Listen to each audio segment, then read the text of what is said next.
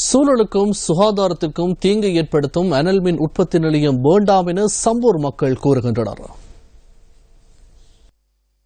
யுத்தம் காரணமாக இடம்பெயர்ந்து பல வருடங்களின் பின்னர் சொந்த இடங்களுக்கு திரும்பியுள்ள தாம் இந்த அனல் மின் நிலையம் காரணமாக பாதிப்புகளை எதிர்நோக்க நேரிடுவதாக மக்கள் கூறுகின்றனர். இந்த பிரச்சினை தொடர்பில் பிரதேசத்திற்கு பொறுப்பாக உள்ள அரசியல் தலைமைகளும் நடவடிக்கை எடுக்காமை வருத்தம் அளிப்பதாக சம்பூர் மக்கள் தெரிவிக்கின்றனர். எங்களுக்கு வாக்கு போடுங்க சொல்றாங்க. நாங்க வாக்களிச்சோன்னே வாங்கிட்டு போய் அவங்க அங்க சோய்ஸா இருக்காங்க. எங்கட ஊரை பற்றி அவங்க கதைக்கிறதும் இல்ல கேட்கறதும் இல்ல. இதுக்குரிய பொறுப்பு சம்பந்தனிக்கா எங்களோட ஊர் பற்றி அவர் கதைக்கணும். ஆனா அவர் கதைக்கிறாரு இல்ல.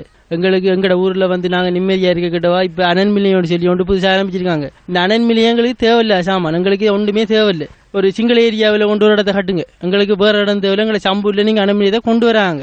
ஏன் ஐயா சமுந்திரியாக ஏன் கதைக்கல இதை பத்தி? மற்ற ஊடகங்கள் கதைக்கல இதை பத்தி? இந்தியாவுக்கு அடிமையா? இந்தியாட்ட எதுவும் பணம் வாங்கியிருக்காங்களா? இல்லாட்டி இந்தியாவுக்கு எதுவும் எழுதித்தாரன்னு சொல்லியிருக்காங்களா? என்ன காரணம்? இதே ஒரு சிங்கள பகுதி பக்கமோ சிங்கள ஊருக்குள்ளேயே போய் ஒரு அணு நிலையம் கட்ட போறோம், எங்களுக்கு இடம் தாங்க, இல்லாட்டி விட்டுருங்க எழும்புங்க என்று சொன்னால் சிங்கள அமைச்சர் மாதிரி சிங்கள பெரிய பெரிய ஆக்கள் மாதிரி விடுவாங்களா? அது அங்கெல்லாம் இடத்தை விட்டுட்டு இந்த சம்பூர் இந்த கழிவுப்பட்ட இடத்துக்கு தான் வரணும். இந்த மக்களை துரத்துறதுக்கும் அணு நிலையம் கட்டுறதுக்கு இடம் கேட்டு தேர்தல் காலத்துகளில் எங்களை சம்பந்த ஐயா சொன்னார், நாங்க இதை பற்றி நாங்க விட மாட்டோம். இப்ப இந்தியாவுக்கு அடிமையாக இருக்கின்றார். ஏன் சிங்கள பிரதேசத்தில் அம்மாந்தோட்டை இப்படி அந்த பிரதேசங்களை இந்த அனல் நிலையத்தை கட்டினால் நிலந்தானே? ஏன் இந்த தமிழ் பிரதேசங்களை மேலும் மேலும் அடித்து தரத்து தான் நோக்கமா?